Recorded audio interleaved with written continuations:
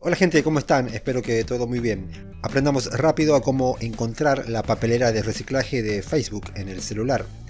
Vamos rápido, entramos en Facebook obviamente, ¿no? Lo bueno sería que tenga un acceso directo aquí para poder acceder, pero no lo hay. Presten atención, vamos a aprender a entrar a la papelera y recuperar fotos o borrar fotos o vaciar la papelera, todo lo que quieran. Suscríbanse a mi canal, ¿sí? Este video va a ser cortito, así que desde ya quiero pedirles que se suscriban, activen la campanita, compartan este video y vayan a ver esta lista de reproducción que les voy a dejar aquí para que aprendan muchas cosas útiles. Bueno, ¿qué hacemos aquí? Pulsamos en nuestra foto de perfil, aquí miren, aquí.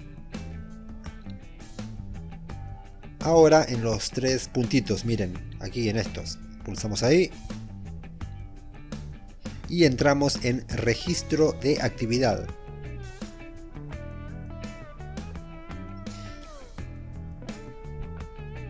A ver, aquí está, miren, papelera. Entramos obviamente a la papelera.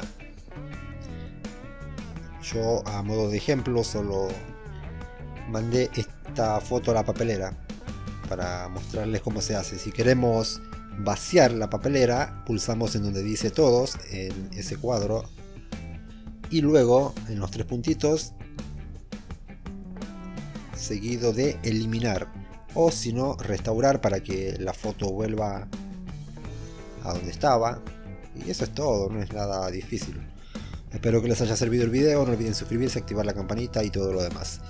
Muchísimas gracias por todo, cuídense mucho, pórtense bien y hasta la próxima. Chao.